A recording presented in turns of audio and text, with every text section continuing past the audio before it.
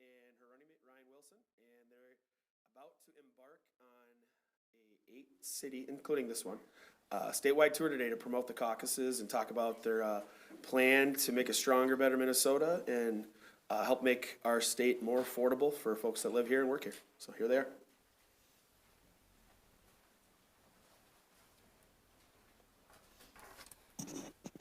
Well, good morning, everyone. Good to see you here. Thank you for joining us. I am Lisa Demuth, candidate for governor here in Minnesota, along with my running mate, Ryan Wilson. But today, it's important to share with you about that statewide tour that we're going to be on today, just one day prior to precinct caucuses. Ryan and I have been across the state since we launched our campaign just 3 short months ago. And today really gives that example once again and how we want to connect with voters across the state to make sure that they know that the Demuth Wilson ticket has a plan going forward to make Minnesota stronger and better. Again, precinct caucuses are tomorrow night, February 3rd. Make sure if you don't know where you're headed that you look that up. But today we're going to be headed to Moorhead, Crookston, Bemidji, Rochester, Mankato, New Ulm, and Worthington. Probably a couple more stops along the way as we can fit those in. We have made that case, though, that the Demuth Wilson ticket is going to answer some of the issues and the problems that have been facing us all here in Minnesota over the last number of years. Now that the Democrats have chosen their candidate for governor and announced that, we do know that Amy Klobuchar would be just another Tim Walz's 3rd term, and we're going to make that case so Minnesotans fully understand that. During the conversations that we have had, though, we know that Republicans and Minnesotans in general want to see Minnesota be more affordable. They want to know that their tax dollars aren't going out in fraud. We've just recently launched that plan on stopping the fraud, which is including empowering my Lieutenant Governor choice, Ryan Wilson, to make sure that he will be an active role and have that active role across agencies rooting out fraud. The big problems that we face require big solutions, and we're ready to deliver on those. We have laid out that plan to make Minnesota more affordable, including cutting income taxes. We want to make sure that taxes overall on Social Security are ended once and for all for our seniors here in Minnesota. We want to make sure that Minnesota chooses to be in on the no tax on tips and no tax on overtime. We want to undo the Democrat tax hikes on car tab fees. We're looking at eliminating the projected $1 billion of property tax increases by streamlining and centralizing existing welfare programs and mandates that have been put on our counties. We also want to reform home building regulations to bring down the cost of homes. We look at our surrounding states, and to build a home or to have a home in our surrounding states is thousands of dollars less. We want to make sure that Minnesota is competitive in all areas of the home market. We're also looking at energy cost reductions, lifting that nuclear moratorium, and finding ways to bring down our energy costs is another part. We have laid out a plan to make Minnesota safer, and our communities need to be safer. That includes our judicial selection plan. Justice needs to be served, and we need to return to a culture of law and order where we prioritize our victims over criminals. So there's a lot more to do, but with that, I want to introduce to you once again my running mate, Ryan Wilson, for a few additional comments, and then we do have a few minutes to take some questions. Ryan?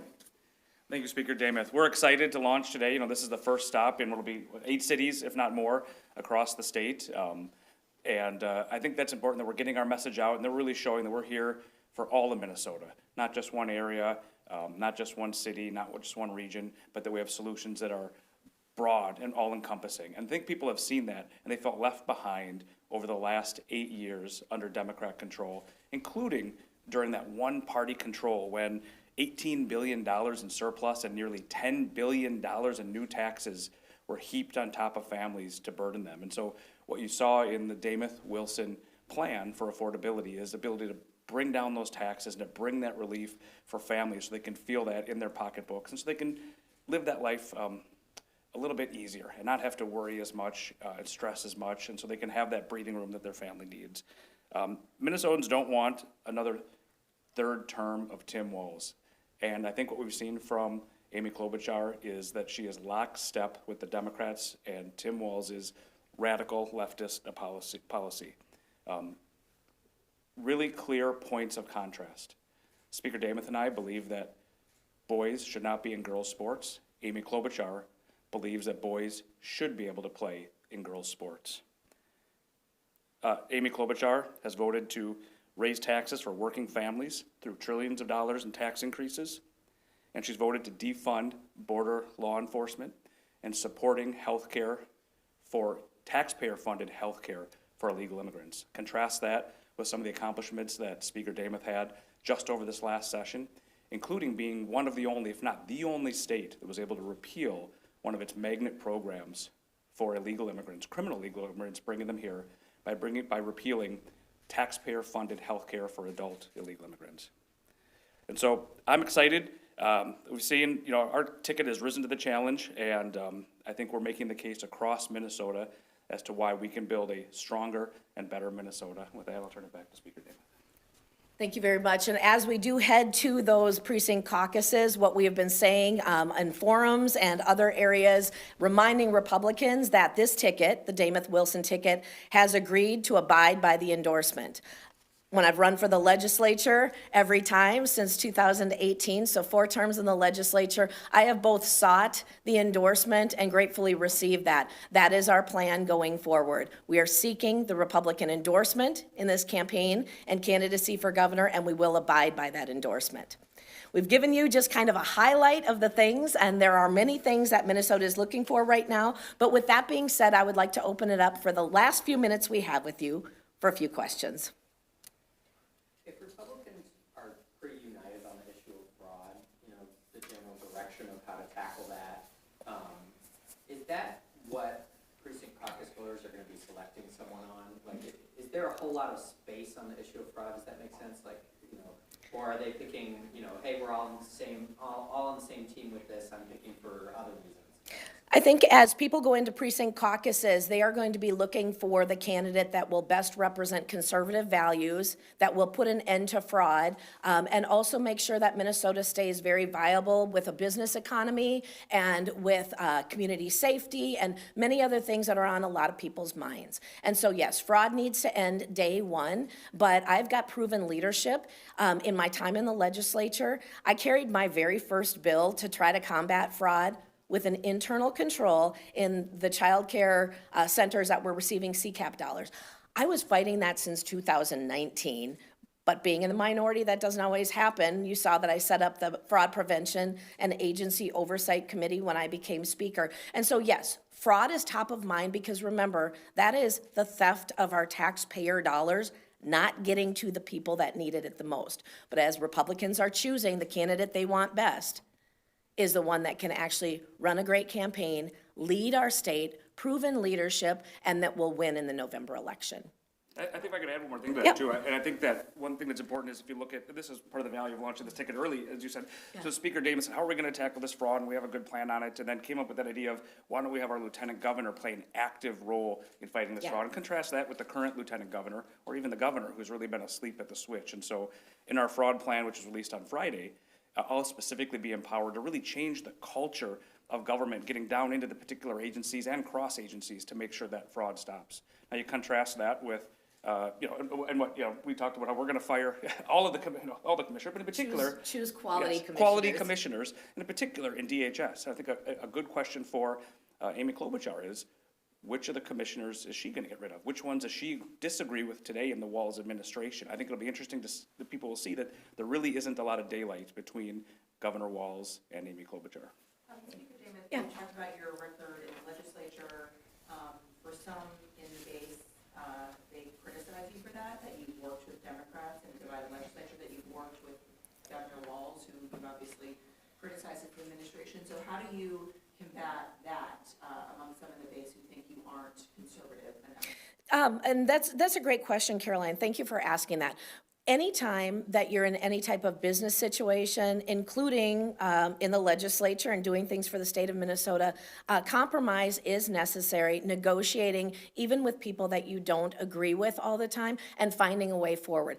I am very proud of the fact that for the second time in Minnesota history, when we were finding ourselves in a tie, that former Speaker Hortman and I came together and knew that we could get this done. I am looking forward to this next session.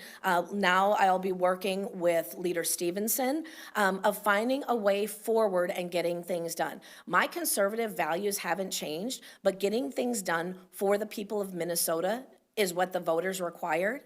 As voters come forward in November of this year to choose a new direction for Minnesota, I've got proven leadership that I can hold fast to what is making sense, do the right thing for Minnesota, and move forward. I've got a winning record. And so as far as people that choose to criticize that, I think that's what Minnesotans are looking for. People that can work together and get things done and move us forward rather than backwards like we've seen. I think some of the best evidence might be, and some of you here may have been at the You want the mic? Yes. Some of you here may have been at the press conference when the compromise deal was announced, and you may recall, the doors literally being pushed in and protesters out in the hallways. Those weren't Republicans out in the hallways. Those were Democrats and Democrat elected officials. And so I think conservatives look at that and say, that was a pretty good deal. We won, especially when the Democrat Socialists, Ilhan Omar, and a whole list of Democrats came out attacking Speaker Demuth and criticizing Governor Walz for having that deal. And so I think that was a pretty good deal. And any compromise, nobody walks away completely happy, and we recognize that. But the plan that I have put forward, the intent that I have for Minnesota is basically common sense. Growing our business economy, making sure our kids have the education that they need and deserve, making sure fraud ends and we lower our taxes. That is common sense that most people will be able to understand and get around.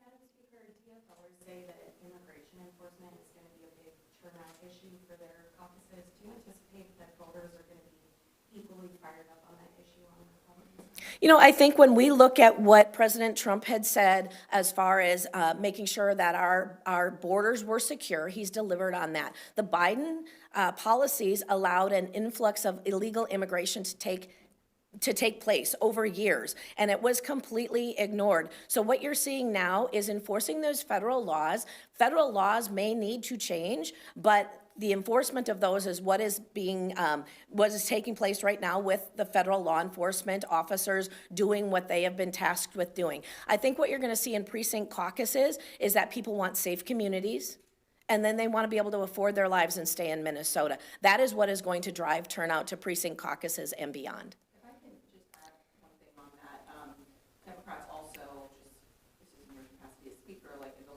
legislative session, we're talking about doing all these sorts of things to try to curtail ICE. They even acknowledge that some things that might be out of the bounds of what the state can do, but I know you've been out front talking about, local county jails complying with ICE detainers. I mean, is that something Republicans are going to bring forward this session to say, counties, you must comply with ICE? And is there any daylight between Democrats and Republicans on the immigration issue? I think as we go forward, so last session, we had House File 16 that just prohibited noncompliance with federal law enforcement agents when it came to do with immigration.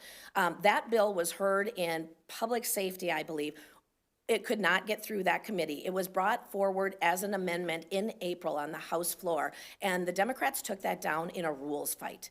Not because they wanted to protect communities, especially it was based off of a very violent situation, a death of a woman in a very, very violent way at the hands of an illegal immigrant in Shakopee.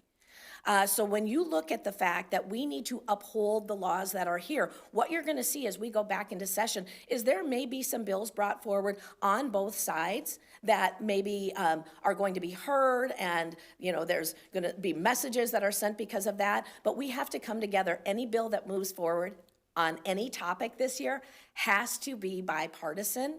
And so maybe it'll be a stripping away of some of the most concerning parts of bills, but we have to move forward and get things done. That's what you're gonna see from both Republicans and probably Democrats too. We've gotta get things done in a divided House, an equally divided House, and then, of course, working with the Senate and the governor as things go forward. Would Republicans that support anything along the lines of, anybody who's been, some of the bill ideas that Democrats have thrown out there is like empowering people who might have had their civil rights violated in the course of an immigration enforcement action that they may be able to sue? I mean, those sorts of things, maybe not so much the banning the, face masks, et cetera. I mean, is there any room for compromise on some of those ideas? If you're talking about actions against citizens that were, unlawful. Yeah, as the language comes forward, both Democrats and Republicans, you will see, right now, we don't have language. We're gonna have pre-filing, and those bills are going to be introduced in just a couple of short weeks, and we'll be looking at the language on both of those.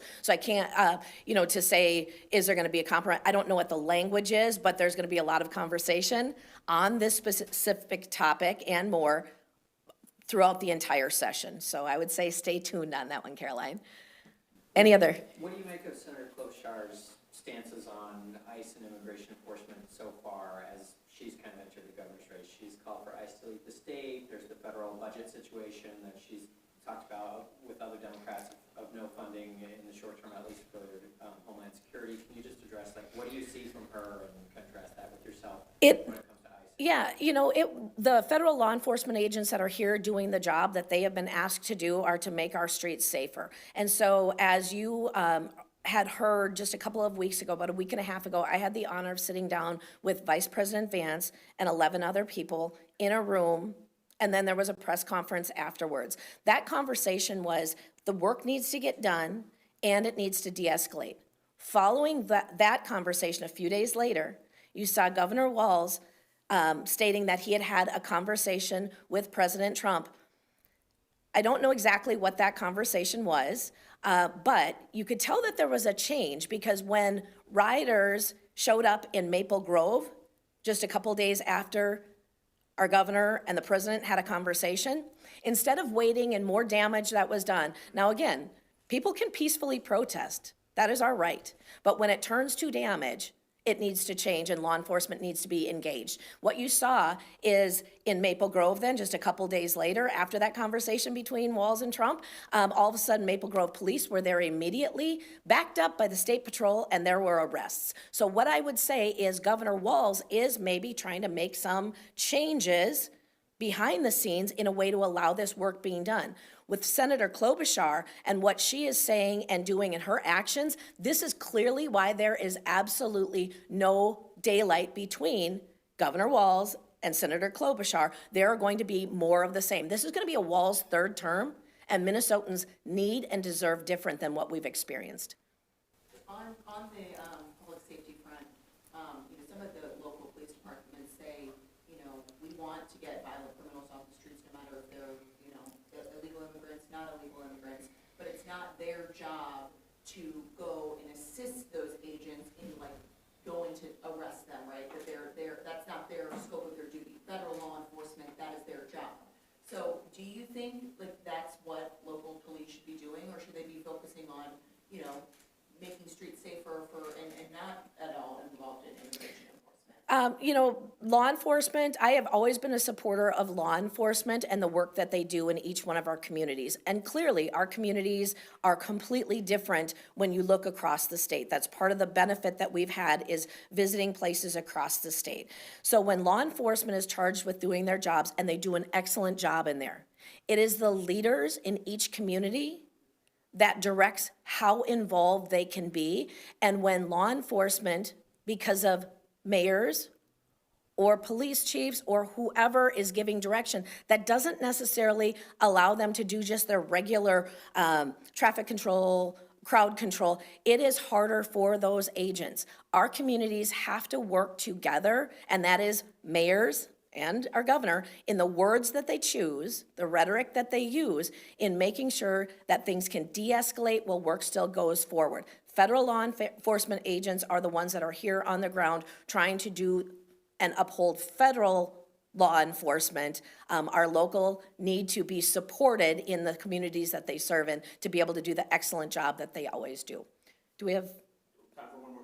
Okay. Speaker, I don't know if you've been asked about this yet, but wondering what you think about the governor's move to put in new screening technology at the Capitol? So the question was about the screening technology. The governor did an executive order, I believe it was last week, that there will be metal detectors or weapons screening when you enter the Capitol, starting the first day of session and then going forward as long, there's really no end in there. I think the conversations that have been taking place with Capitol area security, I've been involved in leadership conversations going forward. I think this is a good thing. It does allow, I want to make sure everybody understands this, those that do carry a firearm and have that permit can carry into the Capitol. That has not changed. It is a screening, though, and that is used in multiple other areas. A lot of other states have that. We have not. But it still allows for the freedom that we need and deserve, but maybe putting just in an extra level of security. And so I would say stay tuned to those conversations. There's probably more that'll be done. As far as how that is rolling out, the details are forthcoming. Just a really quick follow-up to that. Is your understanding that the legislature will eventually have to fund that if it were to go on, that like only, the governor can only tap into existing funds, you know, for, until they run out and that it would require an act of the legislature? So the governor can tap into those existing funds as they are. I have not gotten an actual dollar amount. I'm waiting for that to come forward, what the cost is truly going to be. That's something that the legislature will have to take a look at as far as how that'll be covered. But thank you for being here. Ryan and I are off across the state today in kind of a whirlwind tour to talk with voters, to talk with communities. Thank you for being with us today. We really appreciate it.